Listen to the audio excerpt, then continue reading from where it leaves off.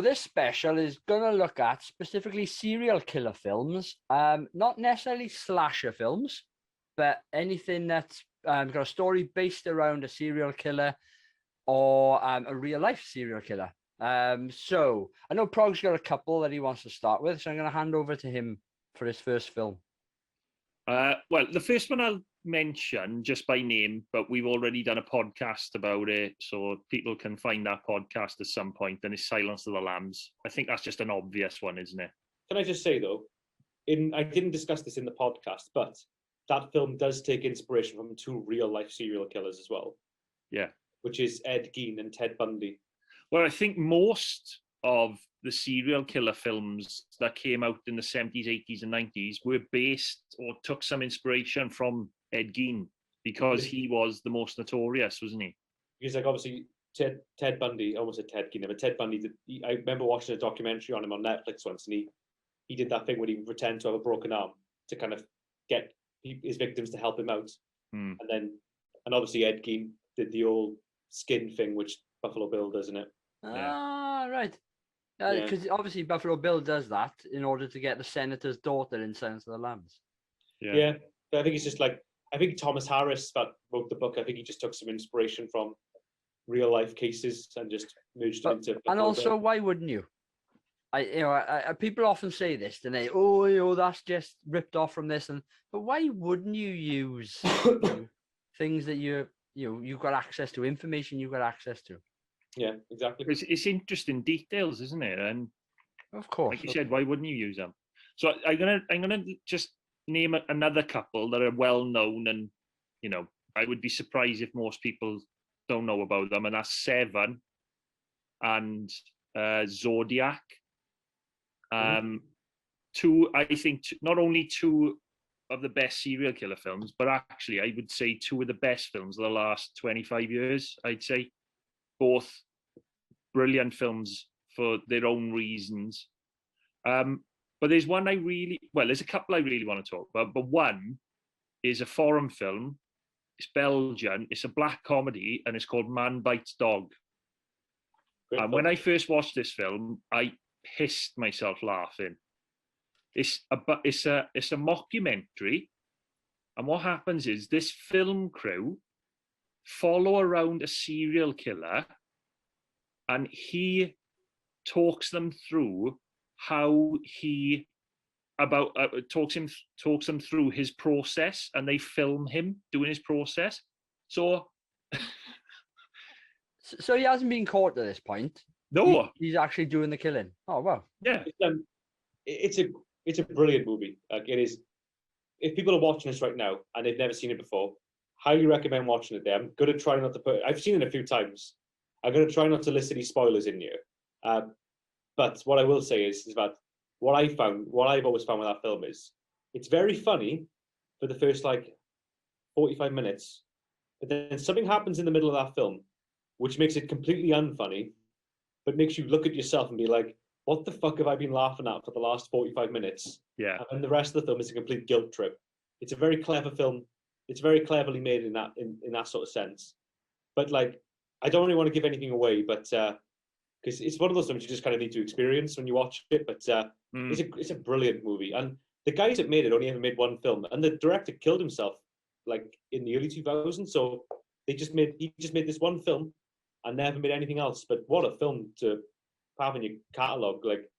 It's a very powerful movie. That one is. Yeah, it's superb. And the actor, Benoit Paul Vaude, I think his name is. He's amazing as the serial killer. He's amazing. He's so charismatic that, as Adam said, the first 45 minutes to 50 minutes, you're almost caught up because of him. You're going along with what's happening because of him. And then, as Adam said, there's a scene that just flips everything on his head, and you're sort of like, oh, right, okay, this is what we're actually watching. Oh, yeah. But it's a great film. It's a great film.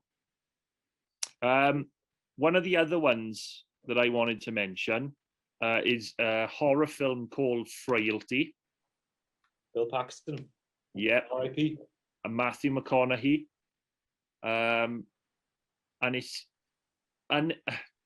it's weird that it's about a serial killer, because at first you don't realize it's a serial killer film until the ending, and you realize it's actually, you could actually say it's based on two serial killers,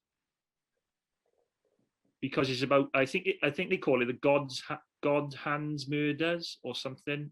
Bill Paxton receives this almost notice from God, or sign from God, that he needs to weed out the demons on Earth.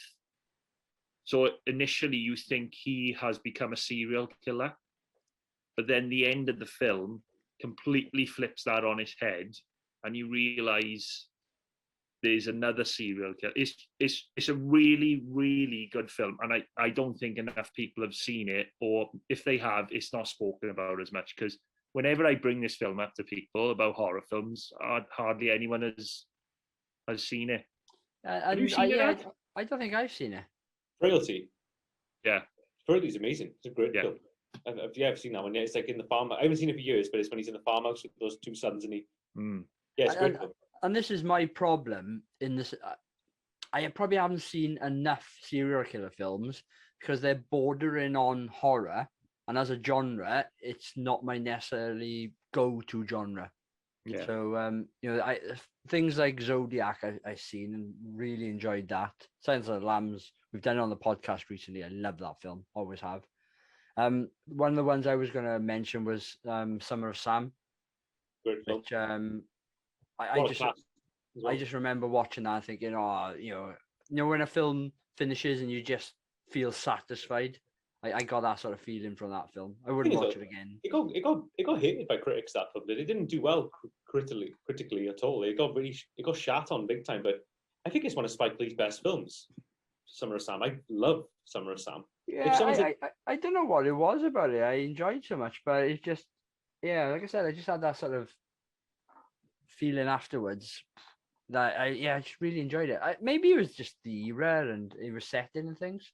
Yeah, it's about the son of Sam killer, but shot people, didn't he, and stuff. But the film's not really about the killer though. It's about the hysteria of the citizens in New York and stuff. And I think that's why it's a really interesting film.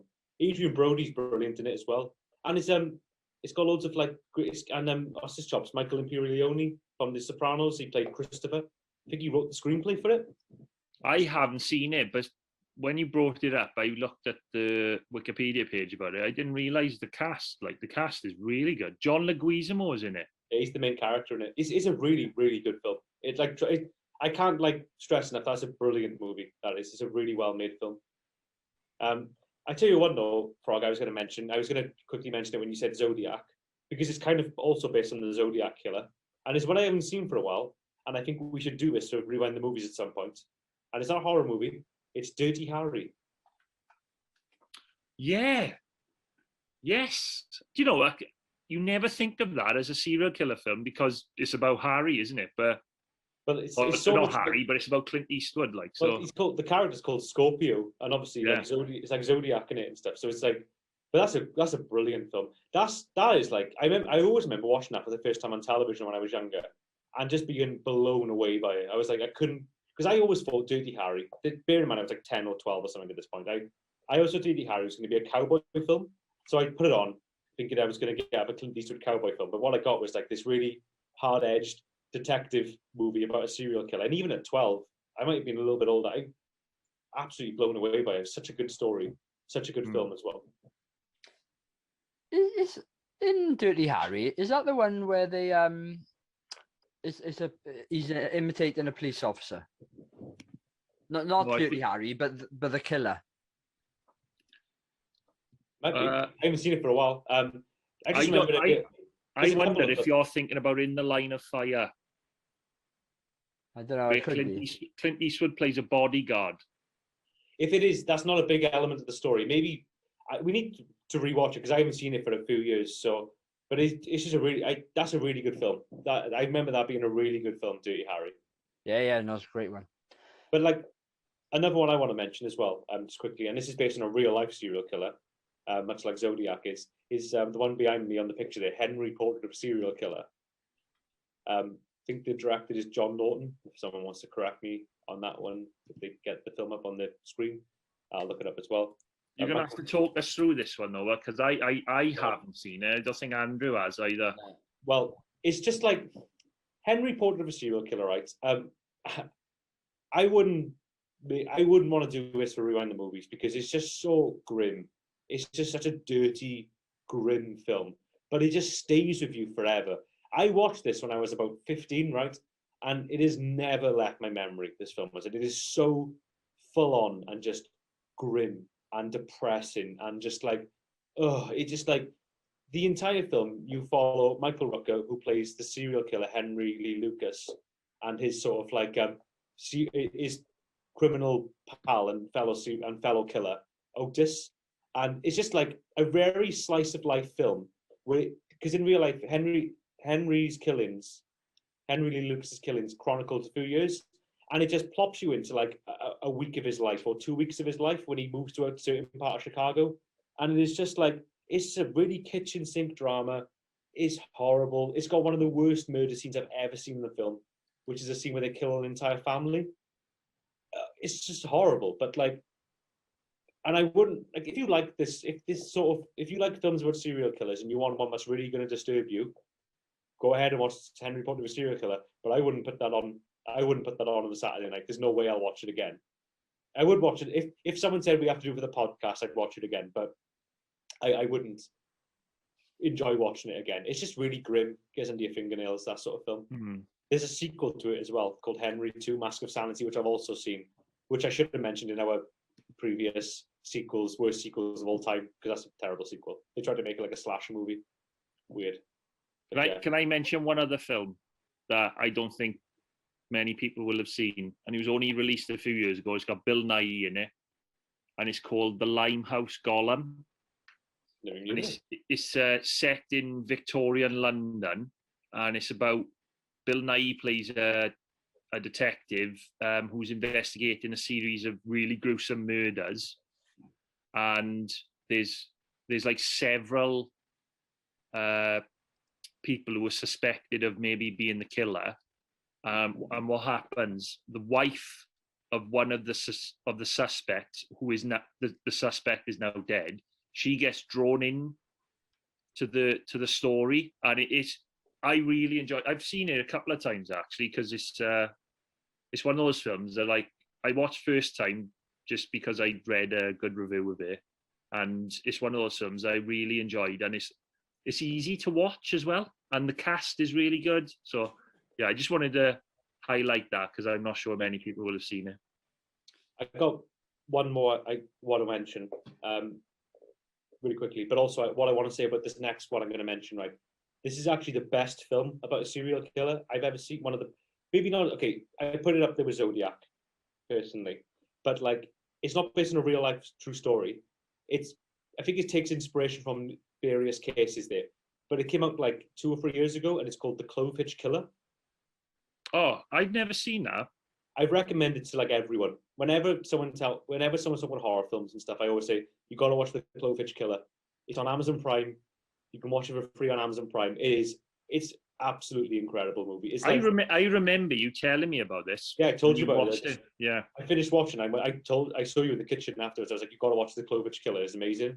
But like, Adam was stood in the corner of the kitchen, just rocking back and forth, waiting for Prog to come in so I could tell him about it. But like, I'll just give you the quick setup of the story. But like, again, it's one of those films. It's like a bit of a roller coaster ride because it's structured amazingly. So like, you think it's going in one direction. You're like, oh man, but then it just completely pulls the rug from under your feet and it goes somewhere completely different. It does that a lot in the film.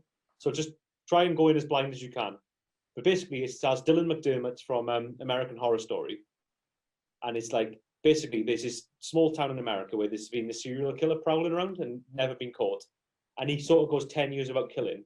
And but all of a sudden, these murders start happening again. And it's about his like 12 or 15-year-old son who starts to realize his father is this killer. It's incredible. It's an amazing film. It's a really, really good film.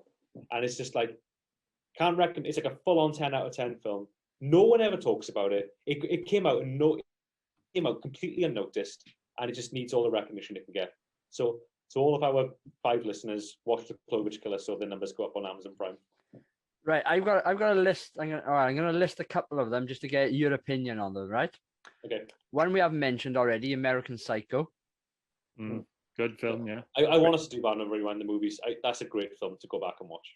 Yeah, no, really good. What year did that come out? Anyone roughly know? 99. 99. Right. Okay. Yeah, So, great film. Girl with a Dragon Tattoo. The Swedish one, is it Swedish or Switzerland? Sweden. Swedish. That version's amazing. I didn't like the sequels though. Yeah, I love the Swedish version. I think David Fincher's version is good, but if you've seen the original, you don't really need to watch his version. I think the words are, for me, are very well made but pointless. Yeah, that's a good way of putting it. I got a random one, which I'm gonna gauge your opinion on. But Kiss the Girls, Morgan Freeman and Ashley Judd. It's all right. Oh, yeah. If He you did ever a couple of those, or didn't he? He did Along Came a Spider as well. Yeah. And they aren't they the same author or from the same book? Not the same book, but same. Well, they are series kind of of. novels. How would you say it? They do feel very much like the same sort of film. Yeah. Like, if that makes sense. I But they're don't know. alright. I think one of them is more about a kidnapping than a serial killer, though, isn't it? If I even In Along Came a Spider, Brittany Murphy gets kidnapped, or was that Kiss? They kind of merged into one film. Yeah, that's I think when I watched them, they were fine. You know, they were okay.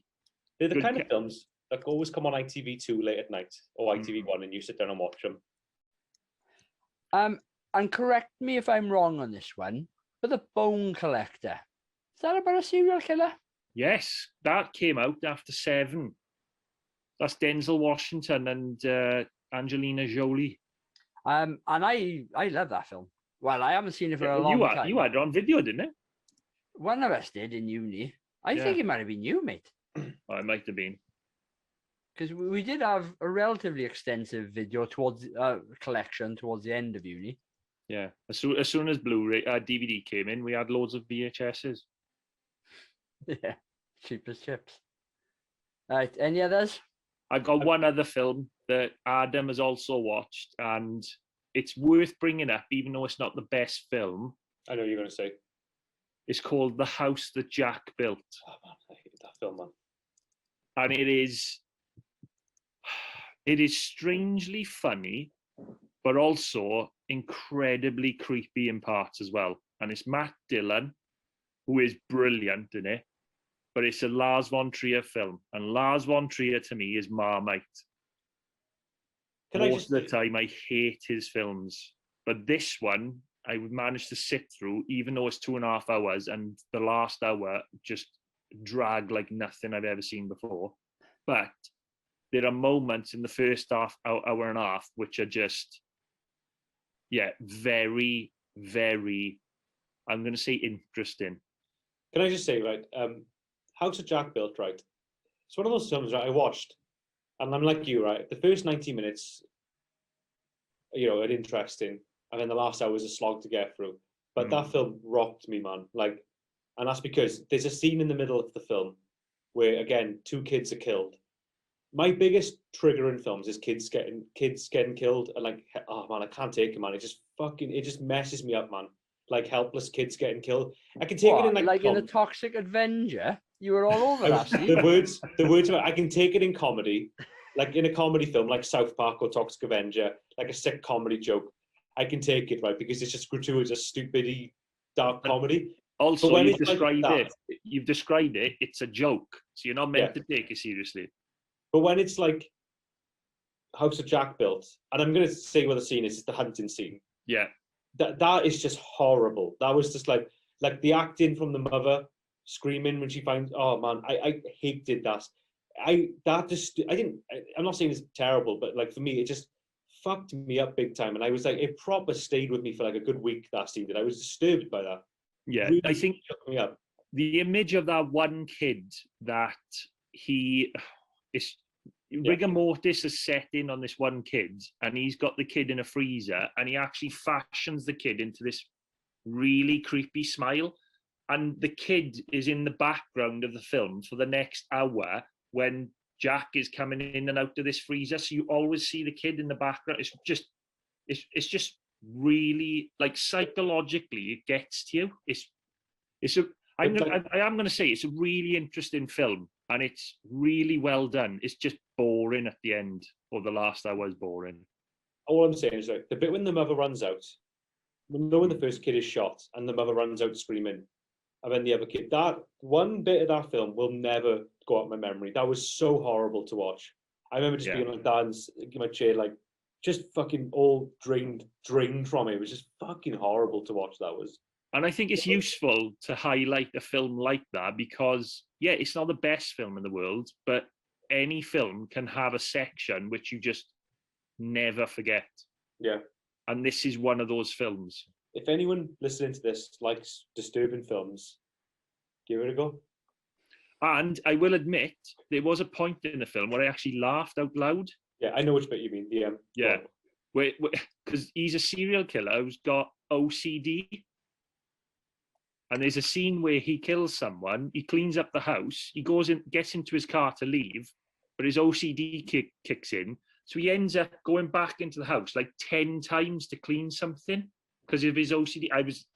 At that point, I was thinking, oh, we got a really good black comedy here. And then the following scene happened with the family. I was like, oh, okay, it's not a black comedy. No. But that bit is funny, though, when he's trying to leave the house. Because there's no way that wasn't made to be funny. That is structured like a comedic scene. But that's the thing with Lars von Trier. Like, he's a very experimental film director. So he just has like he made like Dancer in the Dark and like what's that one, Breaking the Waves? Oh, but don't even get me talking about Melancholia. Awful film. The thing is, Breaking the Waves, it's always the film which he wanks off an old man on a bus. So that's what it will always only ever be that. Put the clip in, and put the clip in right now. It's got to be on Pornhub. I don't know if that'll get through the edit. We'll see. Oh, right. That's it. I'm gonna one final film to finish on, and I'm gonna admit I've never seen it, but Natural Born Killers, and you think I would have seen it? Well, I think me and Adam got different views on this, haven't we? I don't like it. Yeah, I've never liked it. I like it. I don't love it. I like it. I think it's a good film, but yeah, it's not one I revisit often. I don't like the fact it changes style so much. I love Oliver Stone. I love Woody Harrelson. I love everyone involved in that film, like Tommy Lee Jones and stuff. Robert Downey Jr. What a cast! Juliette Lewis, brilliant cast for a film. I just didn't like it. I just didn't like the weird styles all it had through it and stuff. I need to possibly watch that to comment. Anyway, all right, let's wrap up. Yeah, podcasts come out every Wednesday. Our YouTube specials come out on Friday. Don't forget to subscribe, like, and all that malarkey that comes with it. And comment below if you want us to do a specific film or a topic. And also, what's your favorite serial killer film? Anyway, cheers all.